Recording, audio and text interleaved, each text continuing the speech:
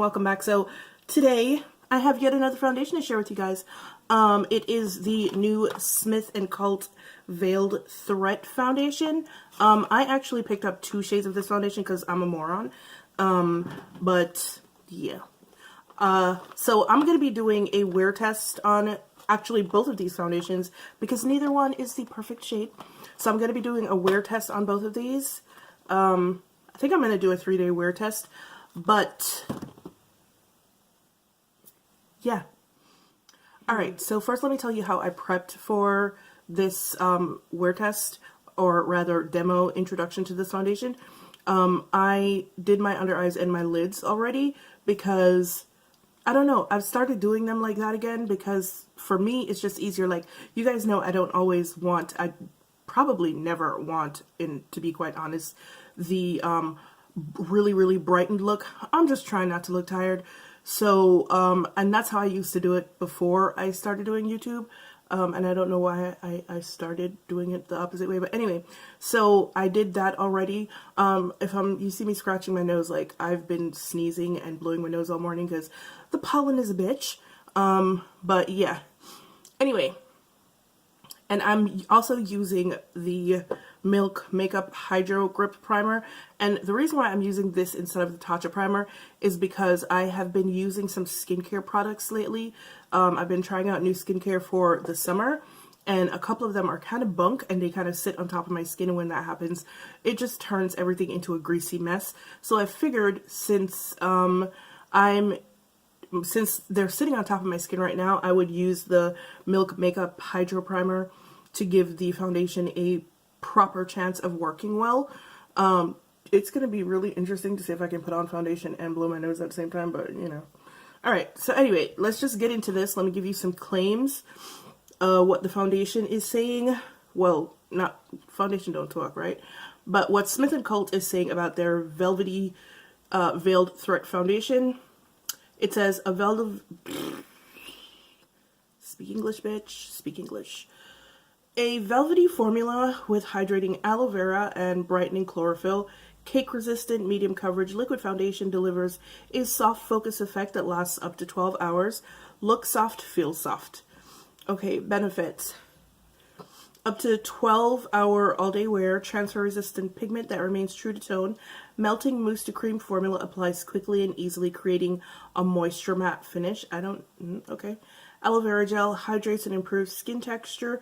Chlorophyll brightens and soothes the skin.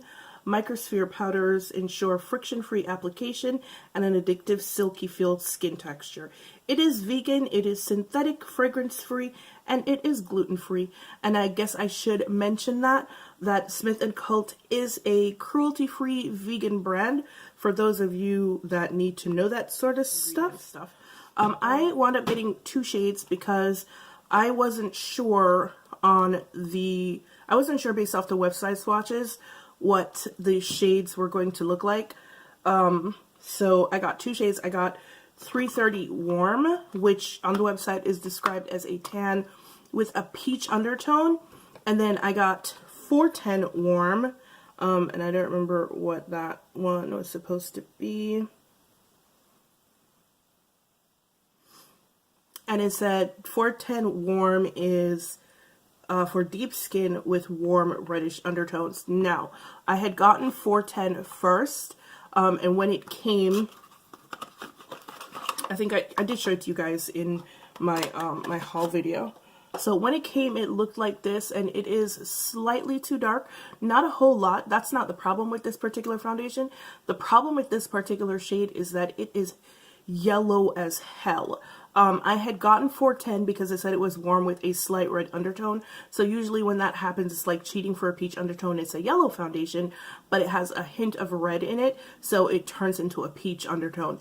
That did not happen with this. This is extremely yellow.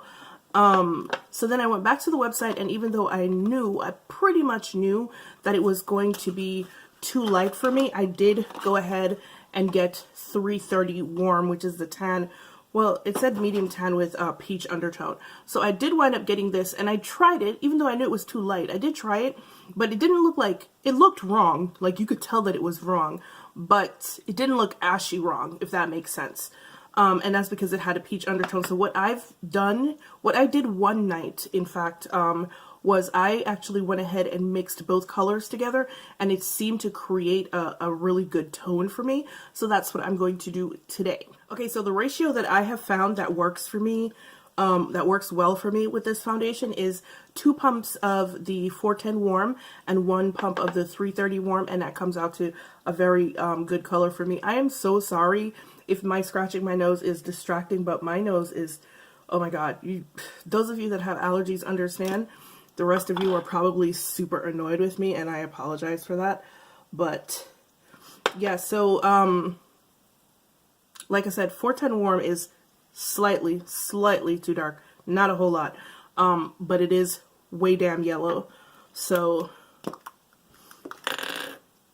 when I mix them together, the peach undertone in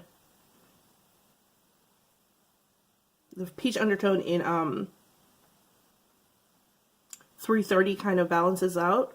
So this is what that looks like, and I'm just going to go ahead and start applying it. I'm using my Morphe 439 foundation brush, and here we go.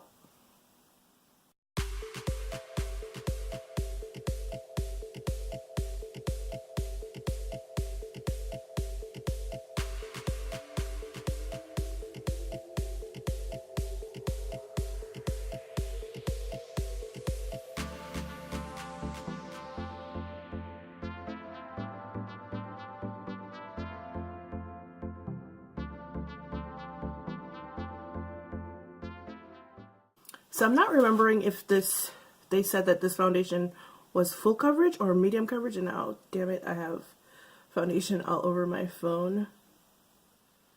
It says medium coverage, okay, because I was about to say this is not full coverage. This is definitely medium coverage. I think this foundation might be water resistant because like my brush is starting to feel quite wet.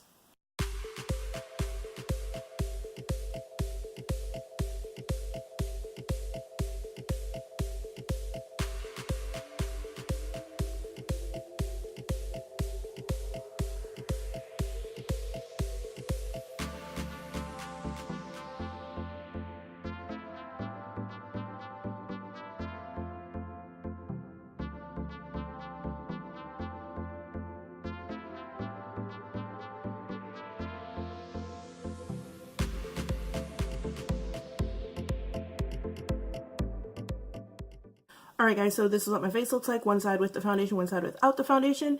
It has managed to cover some of the redness that's happening on my nose right now, which is kind of cool, to be completely honest. But yeah, so my face looks like. I'm going to finish up the rest of my face and I'll be right back. Alright guys, so this is what my finished face looks like. I haven't powdered it. I am going to. I just haven't done it yet because I have another video to make and I can't powder my face just yet. But the powder that I'm going to be using is the Huda Beauty Cinnamon Bun. And I just realized that I did not give you guys that wanted to see swatches a swatch. So this is 330 Warm.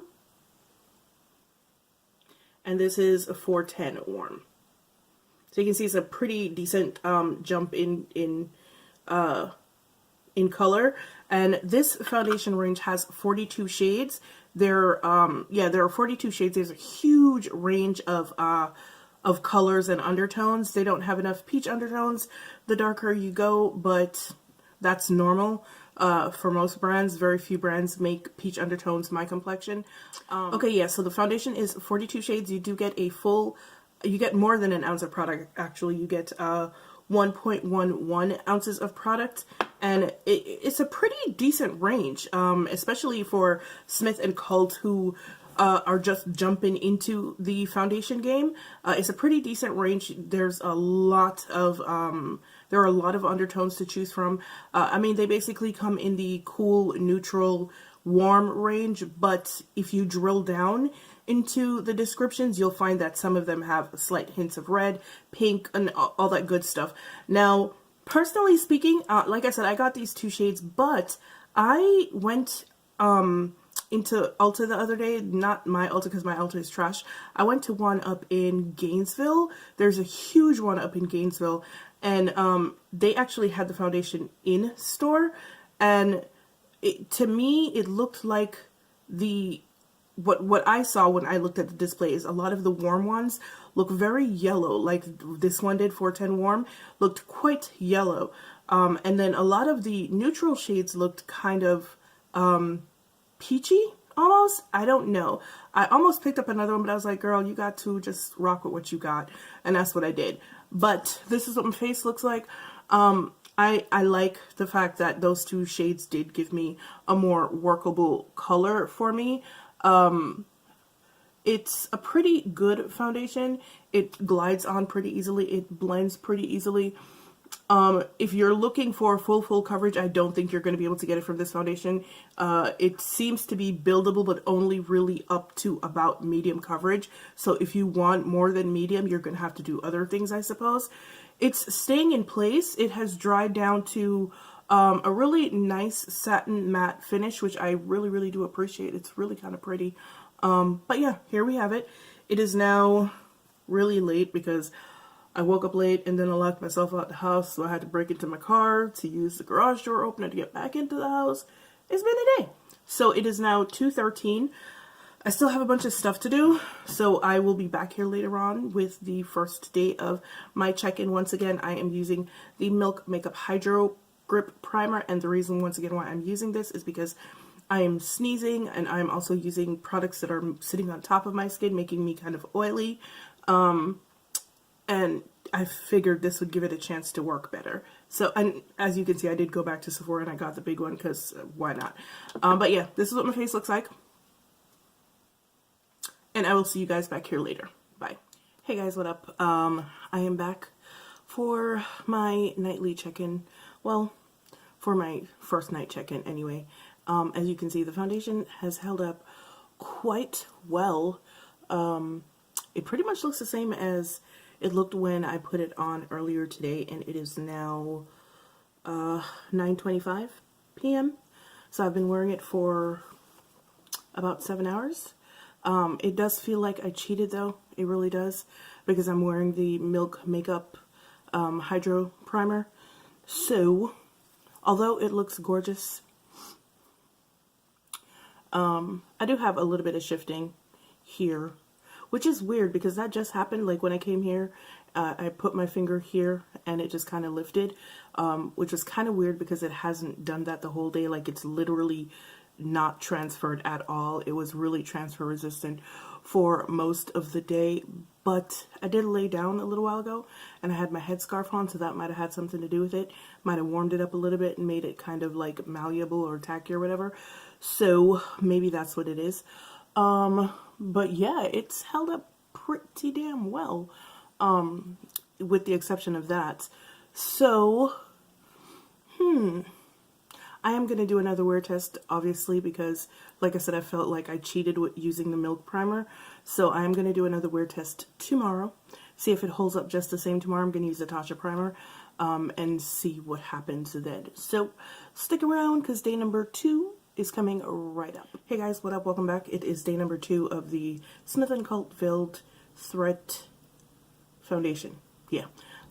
So I don't have a lot of time today, so we're just going to jump into it, and to save time, I'm just going to tell you what I'm wearing right now and then come back later on with my my final thoughts. I'm only going to do a 2-day wear test because the third day I would normally do no primer, but the pollen is crazy and my skin is already acting up, so that's not going to go well. I already know that, so we're just not going to do that.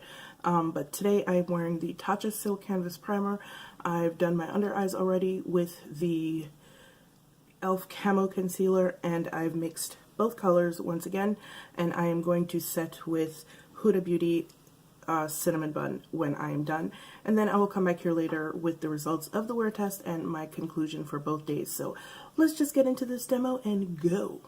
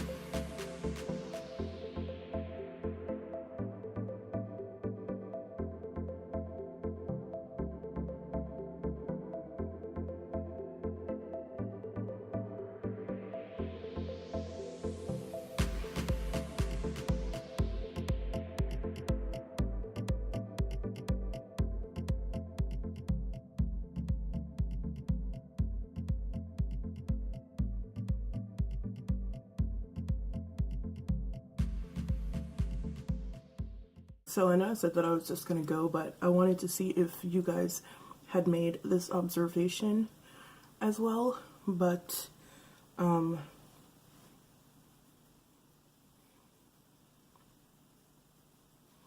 this foundation applies better with stippling motions. So that's probably the best way to apply it. It will lift. If you drag the brush, it'll lift the foundation from where you're trying to apply it to. So stippling motions are best. And today demonstrates one of the reasons why I don't necessarily like to mix foundations, because I didn't get enough of 330, which is the lighter shade with the peach undertone, into the mix, and I'm a little bit more yellow than I was first day. But anyway, this is my face, full face. I will be back later on to give you my final thoughts on this foundation and let you know how it held up today using the Tatcha Silk Canvas Primer, the Huda Beauty setting powder in Cinnamon Bun. Yeah. See you later. Bye. Hey guys, what up? I am back. It is now 8:39 p.m. And I forgot to tell you guys what time I left out of here today. It was somewhere between 12:15 and 12:30. I just didn't remember because I was trying to do stuff, get out of here, and actually do some work, which didn't really happen. I worked for about 3 hours and then I laid down for like 6. So yeah, this is what my face looks like.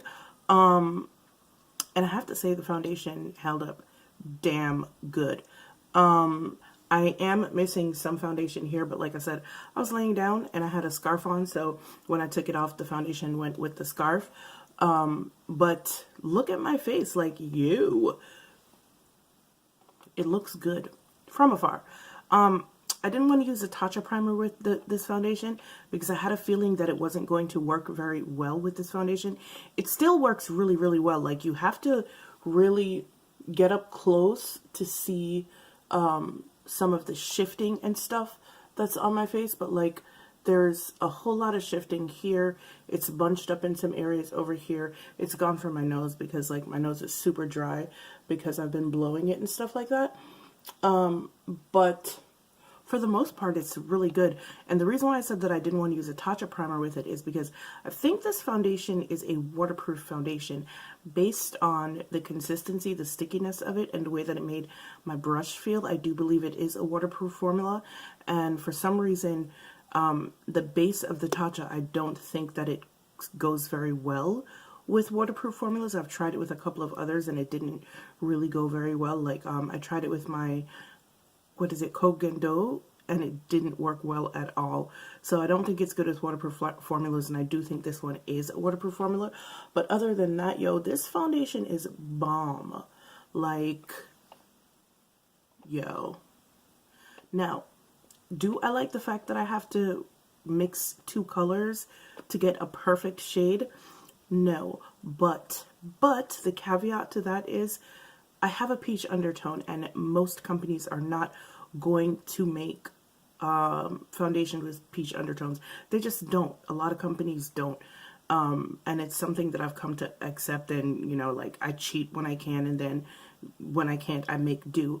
But the only issue with this, the only reason why I couldn't make do with this was because the other foundation that I got was just so yellow. And I didn't try it on camera for you guys, but the night that I got it, I swiped it on my face and I was just like, ugh. So yeah, that's the only thing that I don't care for. Like, I have to mix 2 colors together to get the perfect shade. But other than that, and they cost $42. So yeah, that's a lot. That's a lot. But I do have the 2 shades, so I will be mixing them because I really do like this foundation. I love the way that it holds up. It really, really holds up quite well. And mixing them together did give me a pretty good, if not perfect, match. So yeah, this foundation is bomb. Way to go, Smith & Colt. Do you.